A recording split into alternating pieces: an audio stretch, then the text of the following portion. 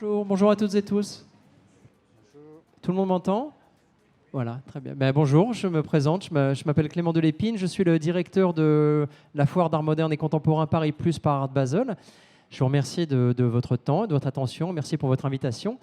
Je mesure la fragilité de ma position puisque je prends la parole peu avant l'heure du déjeuner, donc je vais essayer de vous intéresser à mon petit événement. Paris Plus par Art Basel, c'est la 4e foire du groupe Art Basel qui a clôturé très récemment son événement inaugural. Et je vous donne un petit peu de contexte puisque c'est à la fois quelque chose de très nouveau mais qui s'inscrit aussi dans une forme de continuité puisque c'est une foire qui, suite à un appel d'offres lancé par la RMNGP qui donc administre le Grand Palais éphémère, a remplacé la FIAC qui était la foire qui y avait lieu jusque-là et qui a existé pendant 47 ans. Donc il y a à la fois un événement qui est nouveau, mais qui est aussi tributaire d'une histoire et d'un contexte qui a façonné son identité. Moi, j'arrive dans l'art par un chemin de traverse. J'ai étudié la sociologie et l'anthropologie initialement. Et puis, par les hasards de la vie, voilà, m'ont amené à m'établir aux États-Unis, à New York, où j'ai finalement, à travers le journalisme, mis un pied dans le champ de l'art.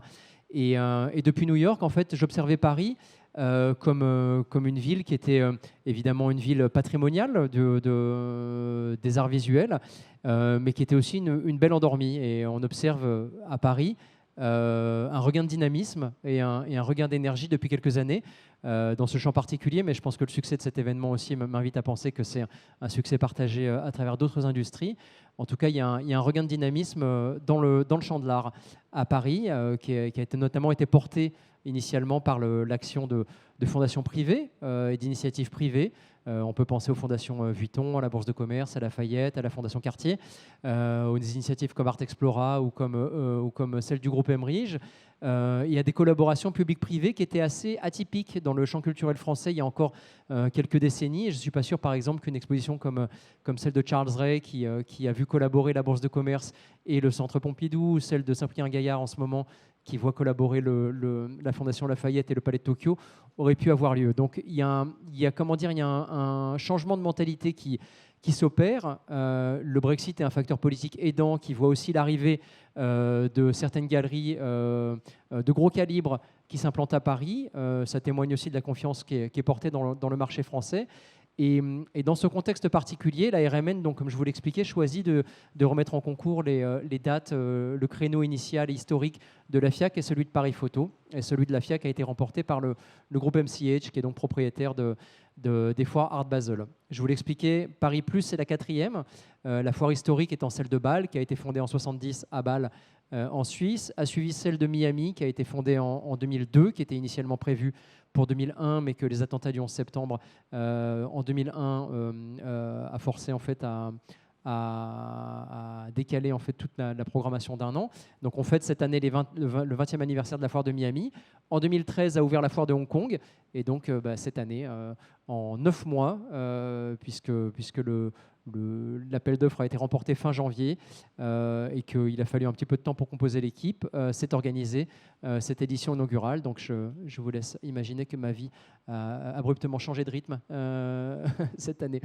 Donc une foire d'art moderne et contemporain, pour celles et ceux qui ne sont pas familiers de l'événement, c'est un événement donc, qui accueille des galeries du monde entier, à tous les segments du marché, pour présenter des œuvres. Mais moi, j'aime à penser qu'une foire, ce n'est pas simplement un outil ou un reflet du marché, mais que ça peut être également un commentaire sur le marché. Donc, il y a évidemment des choix qui sont faits, qui reflètent l'identité politique, si je peux dire, ou la couleur politique de l'événement en fonction du positionnement de certains acteurs, de certaines galeries sur le plan de la foire, où sont placées les jeunes galeries, où sont placées les galeries d'art moderne, de second marché, où sont placés les poids lourds, comment la foire en fait reflète aussi les rapports de pouvoir qui sont inhérents à l'industrie. Voilà, donc il y a toute une grille de lecture qu'on peut faire d'un plan de foire, évidemment.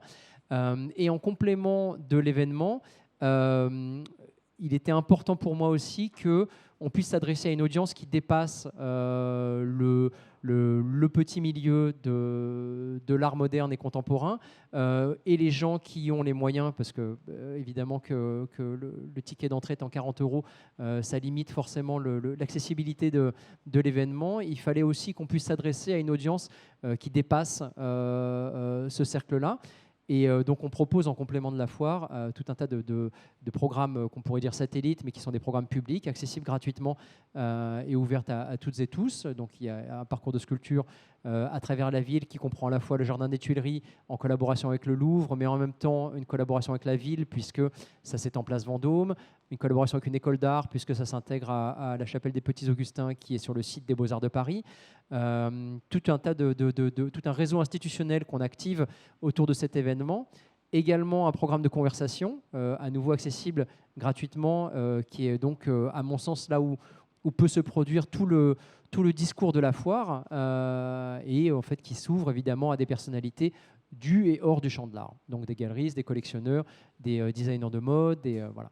Et la particularité de cet événement, c'est qu'il a fallu à la fois les distinguer de ces événements, enfin des foires cousines qui appartiennent au groupe, qui sont évidemment celles de Hong Kong, Miami et Bâle, comme je vous l'ai expliqué, qui ont chacune une identité propre. La foire de Hong Kong faisant la part belle aux galeries d'Asie du Sud-Est, la foire de Miami faisant la part belle aux galeries d'Amérique, c'est-à-dire des États-Unis, d'Amérique centrale et d'Amérique latine.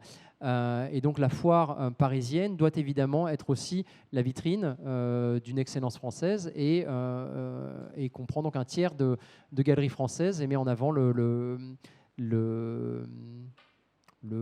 le mot me manque, pardon. Cet événement m'a un peu abîmé, comme vous le constaterez. Donc je cherche mes mots, mais en avant, voilà, la scène française, ce qu'on pourrait définir comme la scène française. Et l'idée qui a été développée pour cette foire, c'est aussi en fait de profiter du panorama culturel parisien et de la présence en fait d'autres industries créatives pour décloisonner un petit peu et mettre en place des ponts créatifs entre les industries de la mode, du design, du cinéma, de la littérature, des industries culturelles qui sont présentes en force à Paris. Et donc, il y a ce sentiment aussi que sans forcément reprendre à mon compte un discours patriote et encore moins identitaire, mais il y a vraiment ce sentiment fort qu'il y a un coup formidable à jouer pour Paris et qu'en fédérant toutes les énergies créatives, on peut s'élever collectivement. Donc voilà, c'est le projet que j'essaie de porter, que je vous ai présenté un petit peu dans le désordre, mais en tout cas pour celles et ceux qui n'ont pas eu l'opportunité de visiter notre édition inaugurale, je peux qu'espérer qu'on aura une édition en 2023. Non, mais c'est prévu bien sûr. Donc je vous attends de pied ferme et voilà, n'hésitez pas à nous mettre en contact. En tout cas, je vous remercie pour votre attention.